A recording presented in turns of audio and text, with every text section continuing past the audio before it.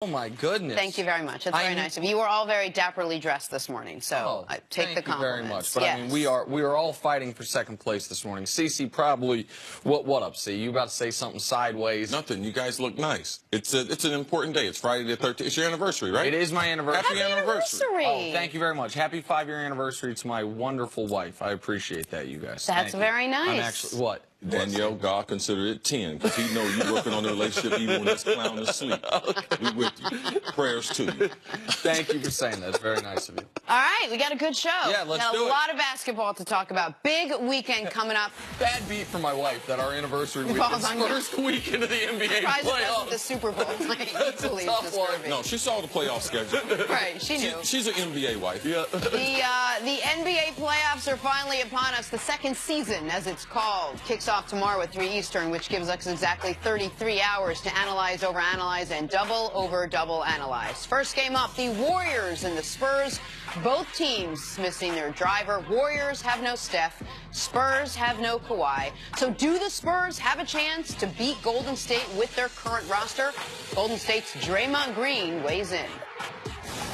I'm operating under the sense of it don't matter, you know. Whoever they put on the floor, that's a team that's going to compete no matter what. So I'm not about to play part in the whole Kawhi. Is Kawhi playing, is he not? Like, that's on them. I got to be ready to play no matter who's out there on the floor. So my approach is the same. So here's what we know, CC. There will be no Steph Curry, at least for Game 1. There will be no Kawhi, at least for Game 1. So let's just start with Game 1, and then we'll get into the series. Do the Spurs have any chance to beat Golden State at this point with the current rosters? Of course they have a chance. The way that Golden State has played basketball, we know that Popovich will come up with a good game plan. I'm glad the way you situated the question, too, was winning Game 1. Like, let's start now. Yes, this is the NBA. What if they get one player that gets hot, if they get great productivity off their bench, if Golden State has the same type of attitude that we're just going to walk through this the way they did the last third of the season, and Steph Curry's not there. Right. So I understand what Draymond is saying.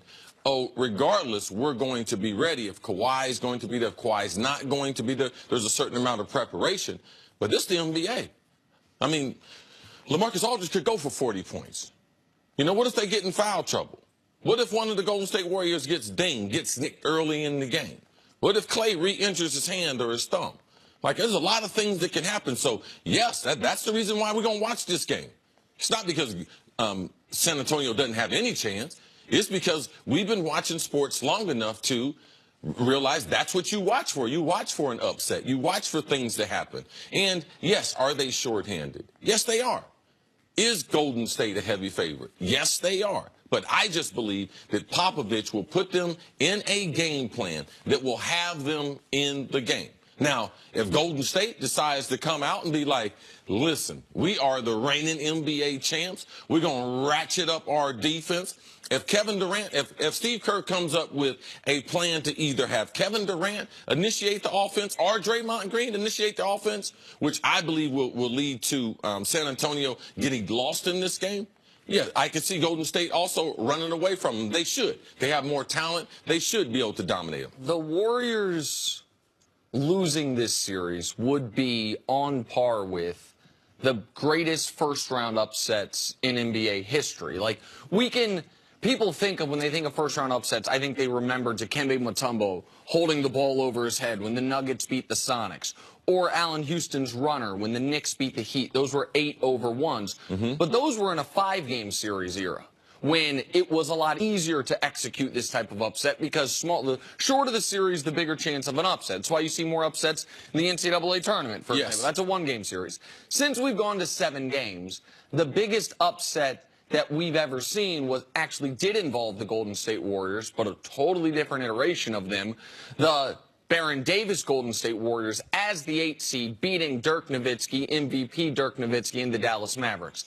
I would put this, if the Spurs were to win, I would put this on par, if not greater than that. Because at least in that series, you saw some matchup weaknesses that potentially those Warriors could exploit against these Mavericks. To me, there is only one path to the Spurs being competitive in this series, much less winning it. And it's one thing you mentioned and kind of glossed over. You said, what if LaMarcus Aldridge goes for 40?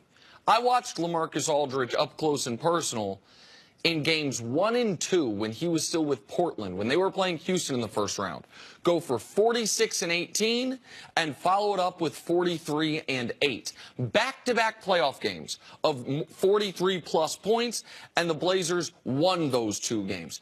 The only shot to me the Spurs have, forget winning the series, of winning more than a game in this is if LaMarcus Aldridge channels what he has been known to do in a few playoff series, which is, I'm going to go be the best player on a court. He was the best player on a court in a series with Damian Lillard, James Harden, and Dwight Howard. And when Dwight Howard was better then than he is now. Right. And LaMarcus Aldridge dominated. That is, to me, the only shot the Warriors have game 1, game 2, any of the games. Well, then here's a question. If LaMarcus Aldridge is going to have to step up for the Spurs, and obviously KD is going to step up for the Warriors, who right now going into this series has more pressure on them, CC? Golden State. There ain't no pressure on San Antonio. No, LaMarcus Aldridge or Kevin Durant? Oh, Kevin Durant. Yeah. I mean, LaMarcus Aldridge did not have the type of regular season last year that he wanted. He came back, asked Pop for a trade. Pop told him, go out and get me an all-star. Go out and get me someone. He came back this regular season. Man, if Kawhi Leonard, this would have been a really exciting Western Conference, the season. Because the way LaMarcus played, if we had Kawhi playing to the level that we're used to him playing, it could have been a very entertaining season. But it's on KD. KD's the final MVP. Like, LaMarcus got them to the playoff. Their streak of making it to the playoffs has continued. The storyline there would be all the season without Kawhi. It won't be on LaMarcus. So all that pressure to me lies on KD. The pressure, 100% agree with you. A little nuance to, I think what you're getting at is who's more important to their team's success. In that regard, I think it's Aldridge. Like, I think the Warriors can win this series with KD being mediocre.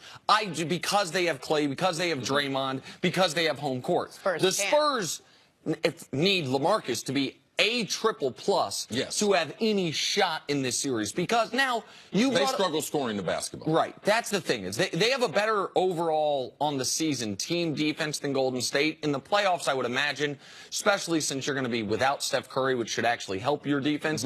I think defensively these teams are about equal.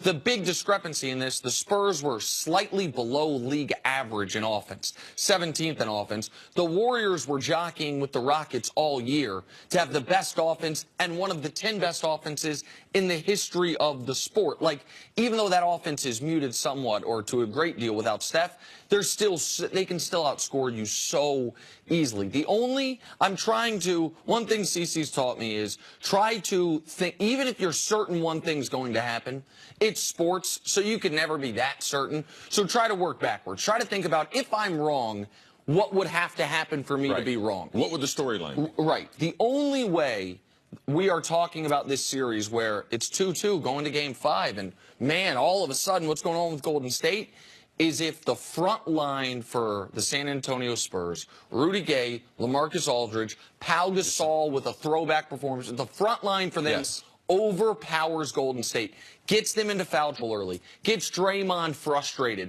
maybe gets Draymond kicked out of the game. Watch the technicals. Right. Absolutely right. Which could, by the way, the technicals, CC, you get these guys frustrated, gets a flagrant or a technical. We saw that catch up to Golden State in later rounds a couple years ago, like, even if it doesn't affect them there. So for the Spurs to have a shot, their 3 big people have to be extraordinary. All right, well, this is the first game that kicks off tomorrow at 3 Eastern, Spurs and Golden State. We'll talk much more about this in the other matchups throughout the morning. But coming up, a little football. Jarvis Landry got paid. How much? Next on First Things First. A lot. Got paid a lot.